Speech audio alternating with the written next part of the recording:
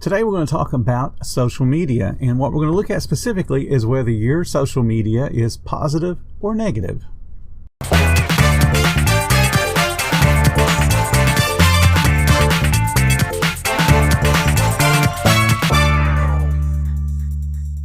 Hi, and welcome to the 10-Minute Food Truck Training Podcast. My name is Bill Moore, founder of foodtrucktraining.group. Today we're going to talk about social media, and I'm going to challenge you guys to examine your own social media and look at your posts, and I want you to categorize them in two different ways. One being a personal post, one being informational, and then look in those two categories, and do they have a positive feel or a negative feel? A personal positive post, it tells your story in an inspirational way, or it shares some details about your life, your family, your children, your work history, your community. These kind of posts let people that read them know about you as a person. Not that you're trying to sell them a hamburger or cheeseburger. They just get to know you as a person. People love being able to brag about, I know the owner of this small business. Hey, he's got grandkids that play on my team or my child's team. So you give them a little bit of tidbit to show that you're a human being just like they are.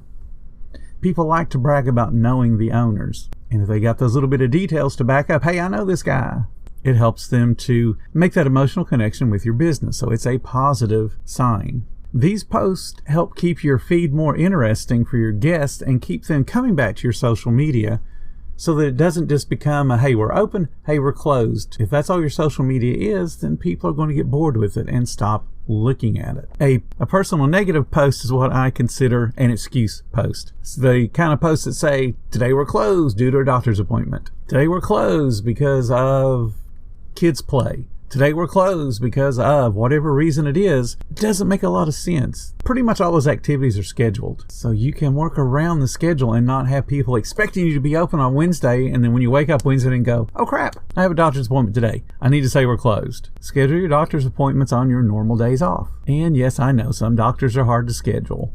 I deal with it just like you do. The fact of the matter remains, if you're going to operate a business relying on people, they have to be able to rely on you. And if they can't rely on you, they will cease coming to your business. So if you think about it, when you post that I'm closed because doctor's appointment, and somebody just now got reminded that, hey, this particular person sells a whole bunch of really delicious food and now I can't come get it. It's a negative post to them. They're disappointed. They might express some sympathy for you and say, oh my goodness, I hope you're going to be feeling better. But they're still disappointed because they wanted your food and now you're not available. So when you do have to post something that's negative in that manner, because it does happen, there'll be things that come up that are beyond your control that you just have to close, you want to make sure they're balanced by the positive posts. And more than balanced, they want to be offset. You want people to look at your feed and go, I want to come back and read more. Not, well, he's closed again. Oh, well, he's closed again. So those are the two posts where you're talking about personal information in a manner that can either be graded as positive or negative. Now let's talk about the informational post. An informational positive post is the ones that say, hey, we are open today from 11 to 2. Or the posts with the schedule for the week coming up. Those kind of posts are informational and they're positive because they let your guests know where you're going to be, when you're going to be open. And you could also be talking about a featured food, a discount, or just showing off your food in a photograph. Show off your trailer, show off your location. The idea is for there to be some variety in the post, but still you're saying, hey, I'm open from 11 to 2, or I'm open from 11 until we sell out. These posts give vital information so people know what you sell and where they can find you, and they're positive because you're saying, hey, I'm open, I'm ready for you to come see me. The informational negative posts are the ones that say, we sold out, we're closing early. And while you as the business owner might be excited about all the cash and you're selling out early, your post just reminded people they might have wanted your food for today. And now you snatch that rug right out from under their feet by saying, hey, we're closed. Sorry, Slowpoke, you don't get to eat today, or you don't get to eat the good food today. Bear in mind when you're posting something, whether it's going to be positive or negative. You're thrilled you sold out, but there's a whole bunch of people, they're not happy you sold out.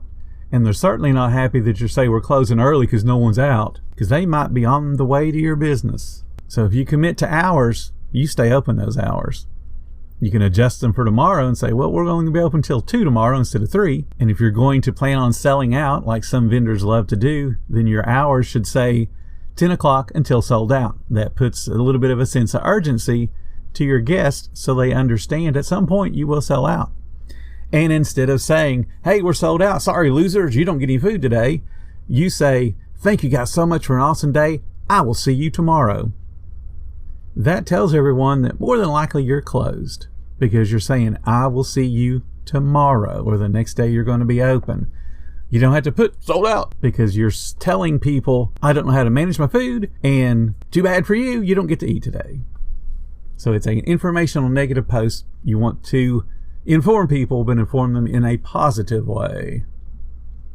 So what I challenge you to do is to scroll through your food truck page and count personal to informational and count positive to negative. Because when I scroll through a food truck page on Facebook or any other social media and I see back-to-back posts that say closed or sold out and really nothing else in there, that's a boring feed to me. That's an open sign. Go buy yourself an open sign, because I'm not going to be following your food truck anymore, because you're not telling me anything of interest. You're not showing me your food. You're not telling me what you're doing. You're not making me want to come back and read that page. So don't treat your social media like it's an open sign, because it's not. So if you want to come up with a mix for your posts, count them by the category. The positive posts should absolutely overwhelm the negative ones. And then you want to balance the personal to informational. It should be about 1/3 to 2/3. 1/3 personal, 2/3 informational. And one thing you got to remember about your social media posts, you can copy and paste them several months down the road, the exact same post, because you'll have new followers. Other followers will have dropped off your feed. So don't think you have to constantly come up with brand new content for the rest of your food truck business life. Just recycle it every 6 months, every year. Just don't recycle the pictures. Hey, we got married, because they'll kind of wonder if you're not getting married every year. But the idea is to recycle things of interest, recycle your recipes, recycle your photographs of food, to let people know that you have an interesting feed. Because that's all that matters to people that follow you on social media. They want details, they want information, and they want to have a good reason to look at your social media. So don't treat your social media like it's an open sign. And then, like I always tell you, social media has to be social. So when somebody comments to something you posted, you comment back. That's a conversation. Even if you have a negative post that someone says, well, how come you weren't open this late? You can explain it in a positive way so that they can understand that you're a business person facing the same challenges they're facing. But again, somebody comments, you comment back, and comment in a sincere way. Don't have a form letter, basically, that when somebody tells you you're doing awesome, that you say, thank you so much. And you don't say anything else about it, because then you come off as insincere.